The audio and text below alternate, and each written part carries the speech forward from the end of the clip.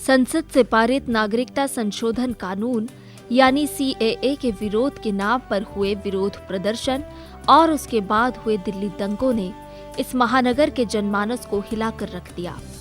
जानकारों का मानना है कि दंगे एक सुनियोजित साजिश थे। वरिष्ठ टीवी पत्रकार मनोज वर्मा और वरिष्ठ अधिवक्ता संदीप महापात्रा ने इन दंगों के पीछे की कहानी को समझने की कोशिश की है। दोनों की नई किताब anatomy of A planned right का विमोचन दिल्ली के कॉन्स्टिट्यूशन क्लब में किया गया। सिक्किम हाईकोर्ट के पूर्व मुख्य न्यायाधीश जस्टिस प्रमोद कोहली और दिल्ली हाईकोर्ट के पूर्व न्यायाधीश एमसी गर्ग ने पुस्तक का विमोचन किया। जस्टिस कोहली ने कहा कि जम्मू कश्मीर का होने के नाते वे दंगों को बखूबी पहचानते हैं। उन्होंने दंगा पीड़ितों की सुनाई गई आप बीती के बारे में भी बताया। दिल्ली हाईकोर्ट के पूर्व न्यायाधीश जस्टिस एमसी गर्ग ने कहा कि वे दिल्ली दंगा पीड़ितों की लड़ाई लड़ेंगे। कार्यक्रम में वरिष्ठ अधिवक्ता मोनिका अरोड़ा ने कहा कि जैसे दिल्ली दंगे भड़काए गए, उसी तरह इस वर्ष कृषि कानूनों को लेकर किसानों को भड़काया जा रहा है। उन्होंने दावा किया कि पर्यावरण कार्यकर्ता ग्रेटा थनबर्ग की टूलकिट बाहर नहीं आई होती तो स्थिति तनावपूर्ण हो सकती थी। दंगा भड़का 23 से 25 तक दंगा भड़का। इस बार भी the planning was the same. इस बार भी आप देखिए validly pass law by the parliament. कौन लॉ बनाएगा?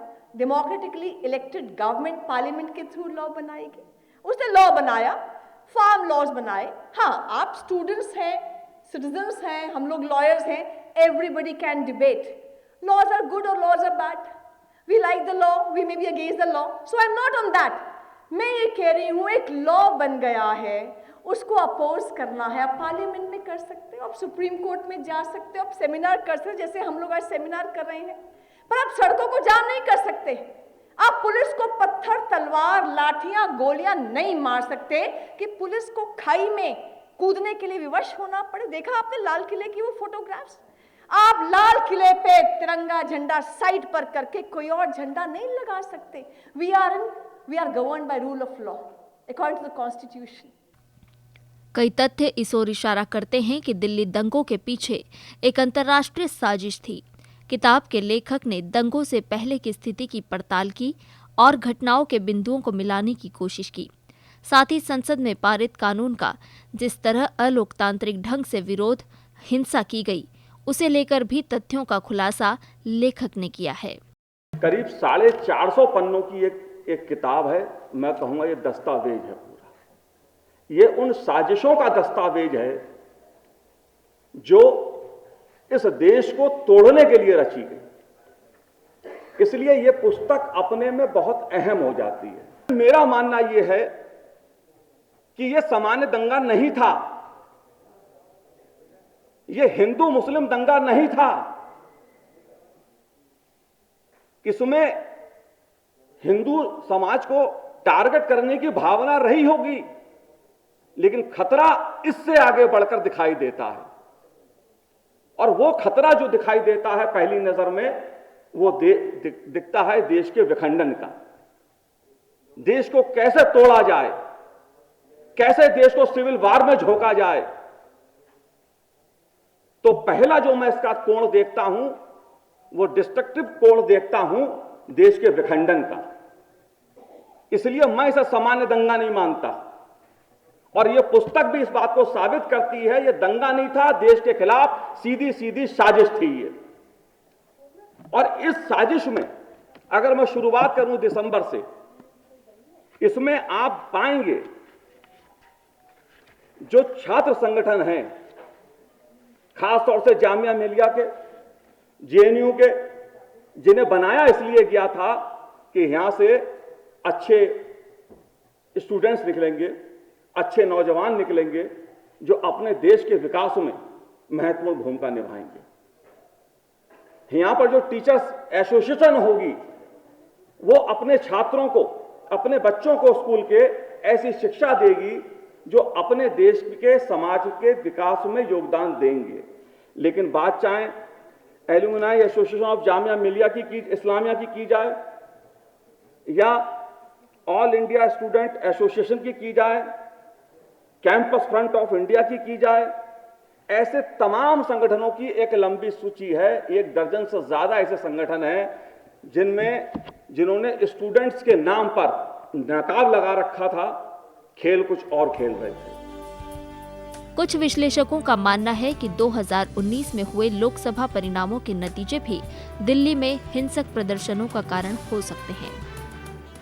23 फरवरी, 24 फरवरी, 25 फरवरी को जो दंगा हुआ, जो हिंसा हुई, दरअसल उसकी शुरुआत तो दिसंबर में ही हो गई थी। इसलिए फरवरी में जब प्रधानमंत्री नरेंद्र मोदी जी ने पूर्वी दिल्ली की एक सभा में, एक रैली में इस बात को कहा कि जो हिंसा दिल्ली में हो रही है नागरिकता संशोधन कानून के नाम पर, जिस तरह का तांडव, जिस तरह का विद्रोह दिल्ली की सड़कों पर किया जा रहा है, सरकारी संपत्ति को नुकसान पहुंचाया जा रहा है, सड़कों को बंधक बनाया जा रहा है, वो संयोग है या प्रयोग? यह सवाल था प्रधानमंत्री जी का।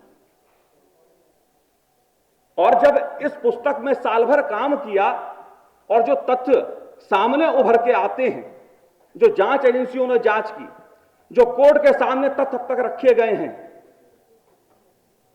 उसके बाद यह तस्वीर उभर के आती है, यह संयोग छोड़िए, प्रयोग छोड़िए, पूरी प्रयोगशाला थी।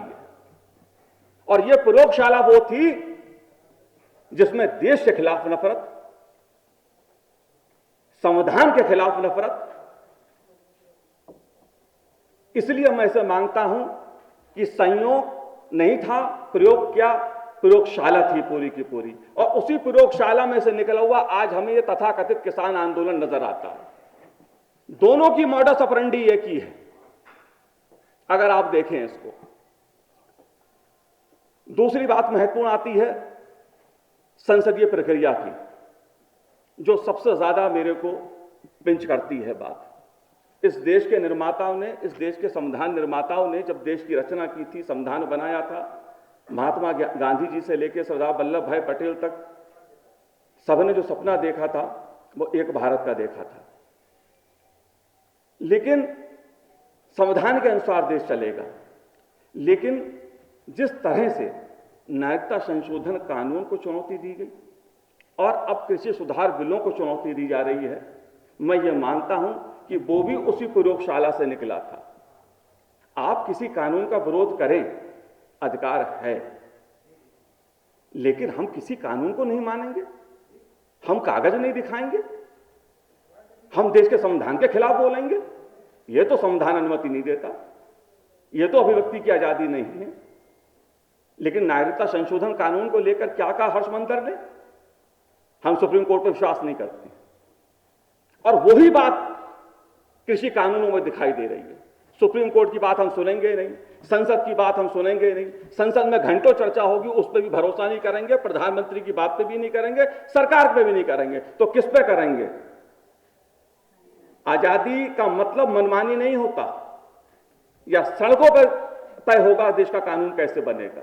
देश का लोकतंत्र कहता है, देश का संविधान कहता है कि संसद कानून बनाती है, उसका फैसला भी संसद में होता है, वोटिंग से होता है, घंटों चर्चा करते हैं पक्ष और विपक्ष के सदस्य। लेकिन एक देश में नई अराजकता पैदा की जा रही है। नागरिकता संशोधन कानून के प्रयोग से जो हिंसा का वातावरण निकला, उसने यह तय करने की कोशिश की कि कानून का फैसला सड़कों पर होगा। और ये वो लोग तय कर रहे थे जिन्हें इस देश की जनता ने ठुकरा दिया। वो चुनाव नहीं जीत सकते, चुनाव जीत नहीं सकते हैं, इसलिए हम कानून का विरोध करेंगे, सड़क पर करेंगे। इसीलिए हमें एक सा रुख देखने को मिलता है। अगर इसमें आप जाएंगे तो बहुत सी चीजें आपको इसमें पढ़ने को मिलेंगी। एक एक दस्तावेज इसमें है, स्टूडेंट्स यूनियंस के नाम पे क्या खेल खेला जा रहा था, यह सब कुछ इसमें है। इसमें वो भी आपको पढ़ने को मिलेगा किस तरह से इस्लामिक रेडिकल इस्लामिस्ट, चरमपंथी, वामपंथी और दूसरे तत्व जो हैं वो किस तरह मिलकर षड्यंत्र चल रहे थे, और पीछे से पाकिस्तान और चीन का कनेक्शन भी आपको इसमें दिखाई देगा। एक संगठन का नाम लेकर अपनी बात करूंगा, क्योंकि अगर मैं ये बात कह रहा हूं कि ये दंगा मैं इसलिए नहीं मानता क्योंकि इसमें आतंकियों की भूमिका थी। एक अल हिंद नाम का संगठन है। यह संगठन कश्मीर में क्या करता है, हमारी जांच एजेंसियां जानती हैं इसको। देश के जवानों पे हमला करने वाला यह संगठन दिल्ली के दंगों में दूसरे नाम से एक्टिव था। पीएफआई पैसा लाने का जो काम कर रही थी। इसलिए मैं यह कहता हूं कि यह पुस्तक अपने आप में साजिशों के दस्तावेज है, उसका यह भांडाफोड़ करती है। पुस्तक के दूसरे लेखक वरिष्ठ अधिवक्ता संदीप महापात्रा ने बताया कि सीएए को लेकर 150 पिटीशन दाखिल किया जाना कोई संयोग नहीं है और ऐसा करने के पीछे कोई योजना काम कर रही थी ताकि उस समय कानून को प्रभावित किया जा सके। खास तौर पर या आमतौर पर जब हम भारतवर्ष में दंगे की बात करते हैं, कहीं ना कहीं ये हमारे मन में बैठी होती है या कहीं ना कहीं तथ्यों के आधार पे ये प्रमाणित होती है कि दंगे जो होते हैं एक स्पॉन्टेनियस रिएक्शन होता है। आमतौर पे ये हम लोगों ने पढ़ा है, जजमेंट्स भी आए हैं कोर्ट्स के और बहुत सारे डॉक्यूमेंट्री भी बने हैं। बहुत सारे ऐसे दंगे भारतवर्ष में स्वाधीनता से पूर्व और स्वाधीनता के बाद भी कहीं ना कहीं ये जो एलिमेंट है, element of spontaneity is inherent in any riot that has happened in the past about 100 years. और जब हम खुद से देखें कि कहीं, क्योंकि हमारे मनमानस में, जैसे मैंने कहा कि राइट्स मतलब एलिमेंट ऑफ स्पॉन्टेनिटी, ऐसा हमारे मनमानस में है। तो जब हमने खुद ये तथ्यों को छांटा, इन तथ्यों के अंदर गए, हमें भी अपने जो एलिमेंट ऑफ स्पॉन्टेनिटी वाला एक कहीं ना कहीं मस्तिष्क में एक बिंदु है, वो झंझोर के हमको रखती है।